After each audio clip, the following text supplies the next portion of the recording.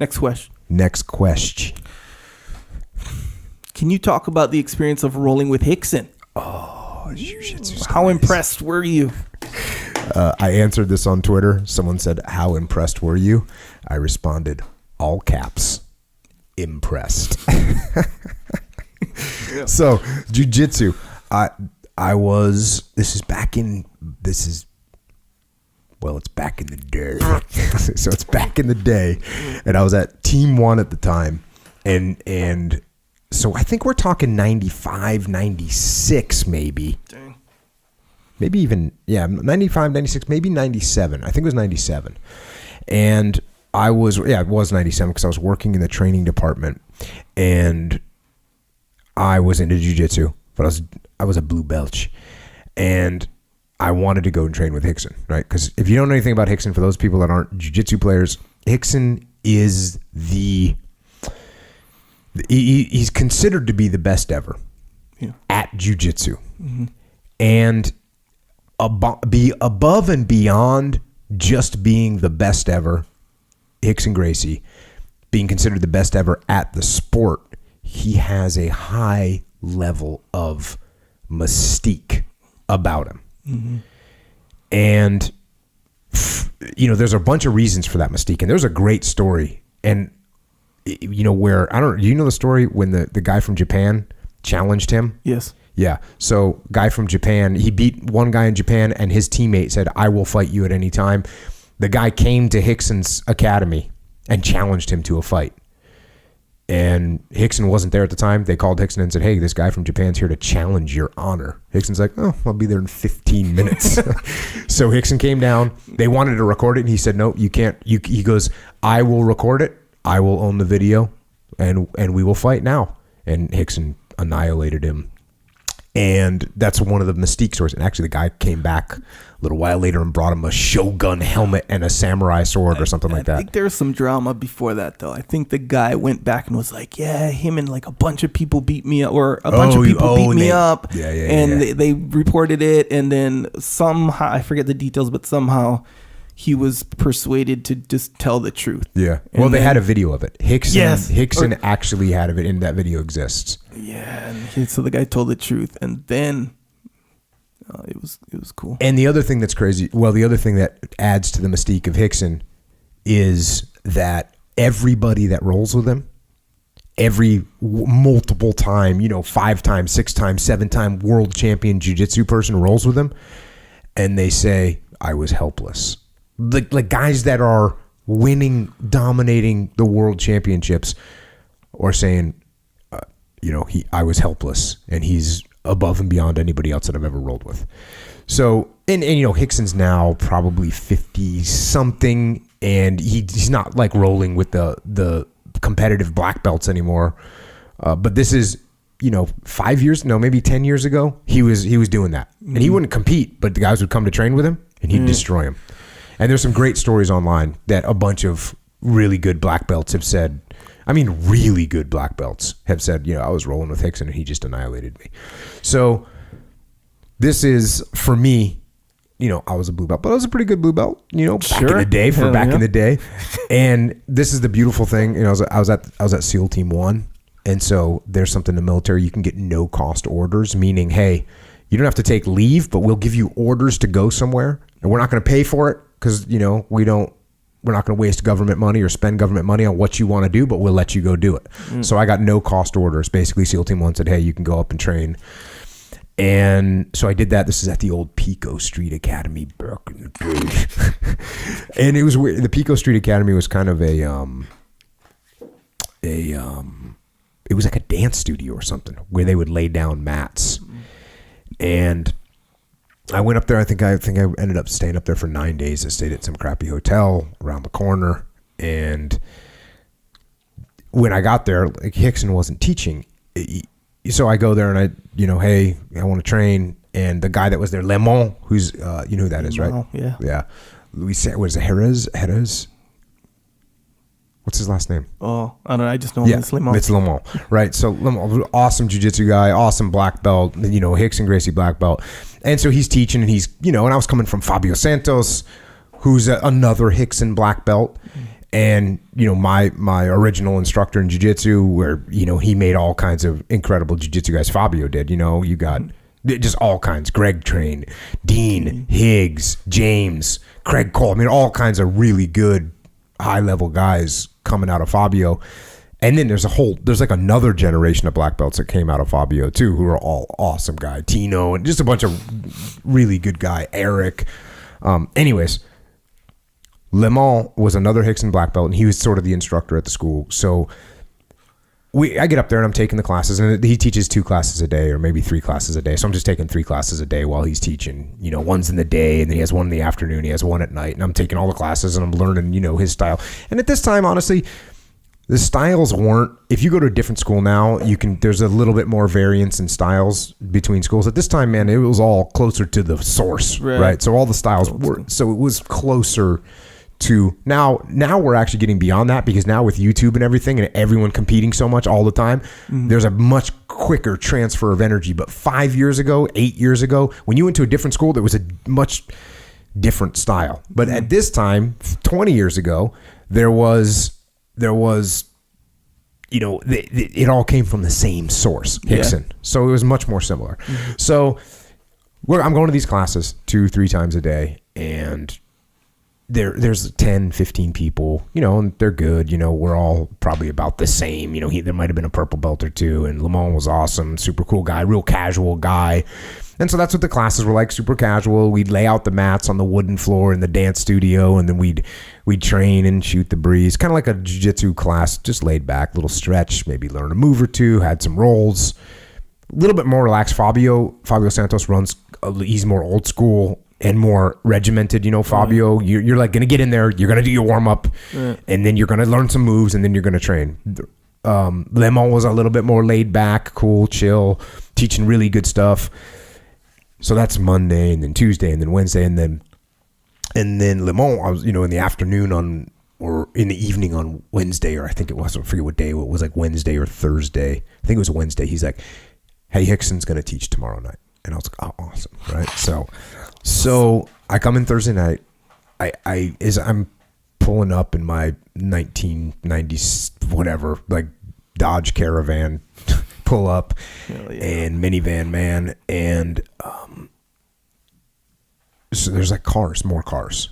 And I was like, So now I walk in, and it's there's people everywhere, right? It's crowded. It's crowded. It went from like 10 or 12 people in a class. Now there's like 100 people there. I'm serious. We had to lay out like all these different mats, and everyone is quiet. No one's talking. I was doing dang. So Rickson's there, and he's, you know, like in a corner, you know, just cool, chill. And he looks at Le Mans, and he, you know, gives him like a head nod. And Le Mans like, okay, we're warming up. And I was like, okay. So everyone gets in the line. They start doing the old school jiu-jitsu. We're running in a circle. Silence. Like no one's saying anything. It's just silence. And so you could feel the presence of Rickson. There's 100 people now, and there's just 10 times as many people. And everyone's quiet. Everyone's serious. And then, you know, we get done with like a 20-minute warm-up of stretching old and exercise, just getting after it. And then he gets done. He gets us all in a circle, and the circle's huge. And then, you know, Rickson like walks out into the middle of the mat, and then he sits in the center, and like you can hear a pin drop. It was that awesome. And then he taught class. And I took notes, and maybe at some point we can go through all those notes that I took. But there's one of the most important lessons that I learned about jiu-jitsu as a whole. I learned that during that time. And I actually, the way Rickson told it, I've translated into my own way of saying it. But believe me, it's close. Like, what it is this, okay? And you've probably heard me, I teach this to this day, is if you're playing basketball or you're playing soccer, I think soccer is what Rickson used as the example. If we're playing soccer and I want to, or if we're playing football, because you played football, if I feint to the left, right? You, as a defender, you have to react to me. If you don't move to the left, I'm just going to go left and you're going to be lost. So when I fake to the left and now you move, I can quickly adjust back because I'm one step ahead of you. It was a fake. It wasn't a full commitment. So I can get by you. Mm-hmm. Because when you move your weight is a real thing and you have to place it into the ground. And when you put your weight into the ground, it takes a quarter of a second to pull that weight back off the ground and put it in the other direction. So the difference in jiu-jitsu, the guy on the bottom, when you fake me, I don't have to put my weight anywhere. My weight does not have to follow you. If you're on the bottom. Because with a guy on the bottom in jiu-jitsu, his weight, he doesn't, if you shuck and jive, my weight, I don't have to plant my weight. That's what's really hard to like feint one way and then run the other way. It doesn't really work. Can you do it? Yeah, but it doesn't work consistently in jiu-jitsu. And so that was this huge lesson to me that I've always remembered. And the other part of it was the hip movement and how to move your hips on the bottom. And if you don't move your hips on the bottom, you're going to get your guard passed. And if you don't control the hips when you're passing, then you won't be able to pass the guard. So I had a real focus for a long time of how to keep my hips mobile on the ground so that people couldn't pass my guard. And it's something that I still concentrate on. And when you're passing the guard, if you, and again, this is another thing you might hear me tell people like, oh, you got control of my legs. Cool. You didn't control my hips. And you can control my legs. You can pin them on the ground. I can still move my hips eventually. It'll be a little bit more tricky, but I can do it. Mm-hmm. So those 2 points that I learned from Rickson. I really focused on them for a long period of time. And so that was awesome. And then, of course, I rolled with Rickson because I was friends with Fabio, and Fabio told him I was going to be there. And so he was a great guy and, rolled with me. And like I said, I was a blue belt and I was a good blue belt, right? Meaning when I rolled with brown belts and black belts, which there weren't a lot of at the time, I did really good. We were all competitive at Fabio's school at that time. Us guys that were really hardcore, because Dean at this time he might have been a blue belt or a purple belt, but we were the guys. Higgs was a purple belt at the time. So we were the guys. And, when guys would come from Brazil off the competition circuit to come and train at Fabio's when they'd stop by, those guys would have a brown belts, black belts are going against Dean Lister and Higgs. I mean, those guys were not getting, it was, Dean and Higgs were awesome. Dean was phenomenal. Higgs was phenomenal. And I was in the mix with those guys, So we were good is what I'm saying. Yeah. So what did it feel like to roll with Rickson? I thought about this and I thought about a way to describe it. And this is the way I am going to describe it. It's going to be hard to imagine, but try and imagine it. Okay. Have you ever felt a large amount of very quickly rolling water or flowing water? Yes. So a river, a giant hose, a pipe with water like coming out of it. And when you stick your hand, like you can't barely resist it, that much water. So imagine that feeling of force, but it's not going fast. It's going slow. You can't stop it. And but just like water, so it's like that much force, but just like water, wherever you go to stop it, it just goes around it. Yeah, and that was what it was like. And really, really just phenomenal jiu-jitsu. And I mean, even at that time and remembering back to it, it was another level of jiu-jitsu for sure. That was awesome. Now, so yeah, that's rolling with Rickson. I got some mutual friends with Rickson, and I see him occasionally. And the cool thing about Rickson is he's got a personality that I would love to tell you that he's, like a stereotypical peaceful warrior master that seems content with where he's ended up in life and with his experiences in life. But with Rickson, I get the feeling that he's a guy that fighting is in his blood, right? And even though he's a mellow guy and he has nothing to prove to anybody, I think, and it kind of feels like the way I feel, he likes the taste of blood.